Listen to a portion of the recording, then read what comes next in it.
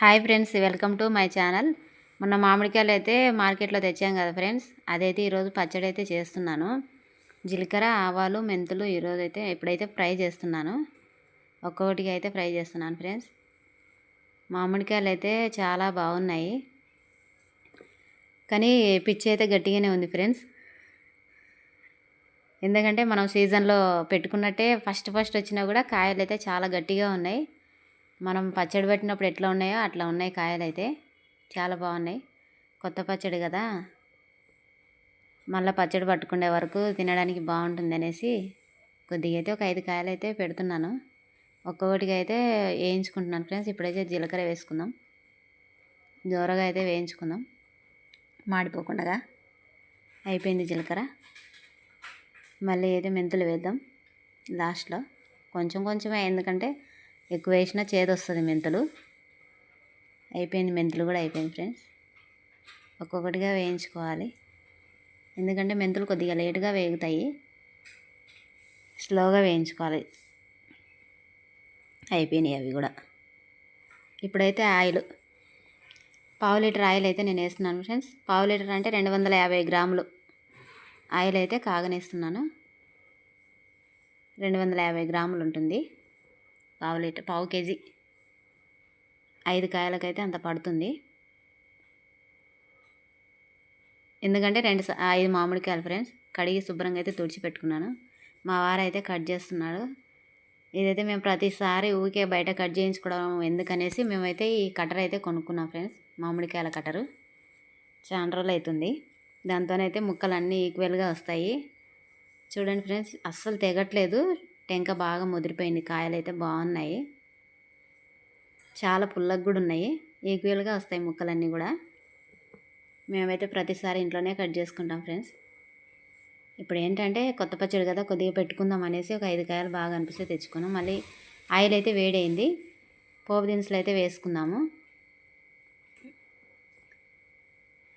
Stove అయితే బంద్ చేసుకుందాం friends. Oil చల్లగా ఇవ్వాలి. ప్యాన్ గలకైతే ఆయిల్ పెట్టాను.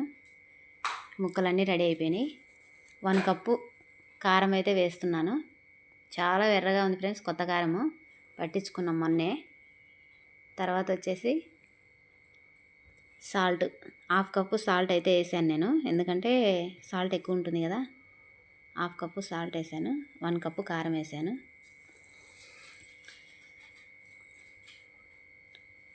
అది పౌడర్ ఫ్రెండ్స్, జీలకర్ర మెంతుల పౌడరు. జీలకర్ర, ఆవాలు, మెంతులు, కొద్దిగా పసుపు. దేంట్లో అయినా మేము పసుపు అయితే కొద్దిగా వేసుకుంటాము, అలా వేయాలంట పెద్దవాళ్ళు చెప్తారు. అన్నీ అయితే ఫస్ట్ మిక్స్ చేసుకుందాము, తర్వాత ఆయిల్ వేయాలి. చాలా ఎర్రగా అనిపిస్తుంది ఫ్రెండ్స్. మొత్తం అయితే మిక్స్ చేసుకుందాము. మిక్స్ చేసిన తర్వాత ఆయిల్ అయితే వేస్తున్నాను. ఆయిల్ వేసిన తర్వాత మళ్ళీ మిక్స్ చేసుకోవాలి. ఆయిల్ సరిపోనట్టే ఉంది, కాకపోతే ఊరితే మాత్రం అంతా పైకి వచ్చేస్తుంది. ఇప్పుడు చూడడానికి ముక్కలకు పట్టనట్టే ఉంది ఫ్రెండ్స్. ఈ కంటైనర్లో అయితే వేసి పెట్టేస్తున్నాను. చాలా బాగుంది. 3 రోజుల తర్వాత మళ్ళీ చూద్దాము. 3 రోజుల తర్వాత అయితే మూత తీసి చూద్దాం ఫ్రెండ్స్.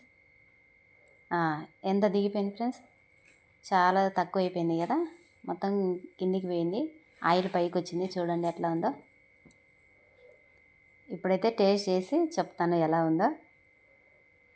మా పిల్లలిద్దరు ఇక్కడ కూర్చున్నారు. కొద్దిగా నెయ్యి, వేడి వేడి అన్నంలో ఆవకాయ వేసి పెట్టమంటున్నారు మా పిల్లలు.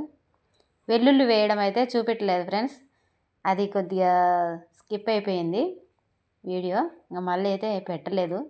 వేసుకుంటారు కదా వెల్లుల్లి, అయితే నేను అందులో చూపించలేదు, మర్చిపోయాను. కొద్దిగా అయితే బౌల్లోకి తీసుకుంటున్నాము పచ్చడి.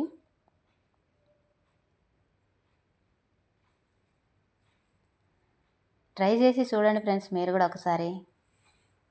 కామెంట్ బాక్స్లో కామెంట్ అయితే చేయండి. వేడి వేడి రైస్ అయితే పెట్టాను, అందులో కొద్దిగా పచ్చడి, 2 ముక్కలు అయితే వేసాను, చిన్న చిన్న ముక్కలు. కొద్దిగా నెయ్యి అయితే వేసాను వేడి వేడి అన్నంలో.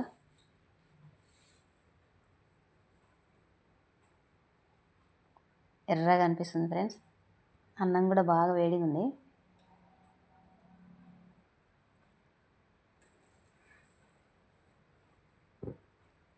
మా చిన్నోడు అమ్మ నాకు ఒక ముద్ద పెట్టు అని అయితే అంటున్నాడు.